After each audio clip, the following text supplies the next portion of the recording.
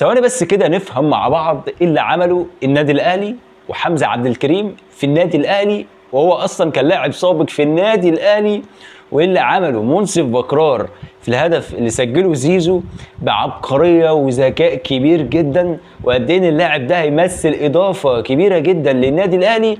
وكمان ايه اللي عمله رافينيا وايه اللي عمله الشناوي ده في هذه المباراه بعد نزوله تبديل في الشوط الثاني.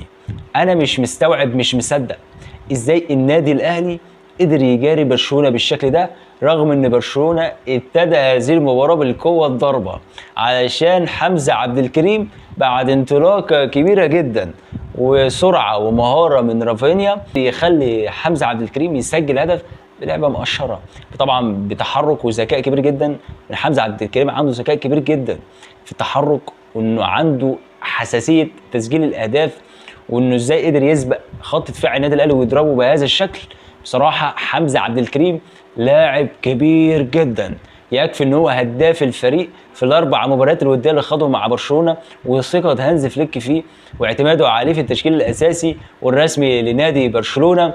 لك ان تتخيل ان النادي الاهلي بيخسر 2-1، وكان له ضربه جزاء اتظلم في ركله الجزاء، استحق ركله الجزاء لصالح كوكا، ومع ذلك الحكم تغاضى عن احتسابها. يعجبني ايضا لقطه حمزه عبد الكريم بعد تسجيل الهدف، وانه قد ايه تحس ان هو يعني ضرب النادي الاهلي بطلقه.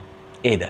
انت ايه الادب والاخلاق؟ دي لاعب متربي 20 مره، ازاي بعد ما سجل هدف بص، انا كنت مبسوط، مش هكدب عليك، زيك كنت مبسوط انه سجل هدف في مرمى النادي الاهلي. ما اعرفش ليه كنت مبسوط، رغم ان انا كنت المفروض اكون حزين اصلا ان النادي الاهلي دخل فيه هدف، رغم ان انت بتلاعب برشلونه. يعني بص، ما تبصش على نتيجه هذه المباراه، خد الايجابيات في هذه المباراه. يعني مثلا بالنسبه لي ايجابيات هذه المباراه منصف بكرار الجزار بالنسبه لي ظهر بمستوى جيد في خط الدفاع. بص على الشناوي واستعاده مستواه، ده بقى اللي انا اعرفه.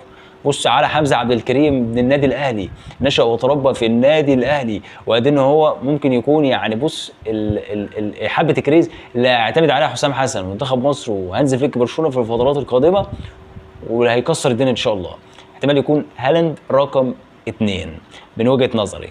ومنصف بكرار ده بقى لاعب عايش في اجواء اوروبا، فالهدف واللقطه اللي عملها والاسيست الخرافي انه يفضي مساحه لزيزو، وقد انه يشتت تركيز كوندي وخليه يميل لاحد الجوانب هو وخط الدفاع بالكامل علشان يفتح مساحه لزيزو، وقدر يصبر على الكوره. ولاعب ذكي كده، ويفضله مساحه ويلعب له الكوره في المساحه الفاضيه بعد ما عمل كل حاجه، واداها لزيزو مقشره. زيزو خد الكوره برده بذكاء كبير جدا في المساحه الفاضيه، وسجل هدف بقدمه اليسرى بشكل عالمي خرافي. يعني بص، دي مكاسب هذه المباراه. خلاف السلبيات، قفشه اللي طبعا ما اعرفش ليه رجع النادي الاهلي، وجوده زي عدمه. طاهر محمد طاهر محسوب علينا ليه جناح اساسي على حسين الشحات، انا ما اعرفش ليه مقتنعين بيهم.